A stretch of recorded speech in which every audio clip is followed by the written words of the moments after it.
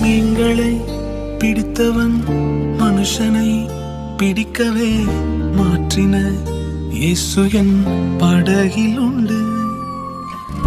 நிச்சயம் ஒரு நாள் மறுதலிப்பேன் என்று அறிந்தும் அழைத்தவர் அருகில் உண்டு.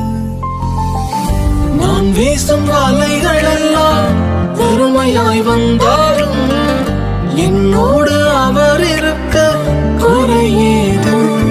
புயல் அடித்தாலும் அலை அடித்தாலும் என் துதிகள் ஓயாது.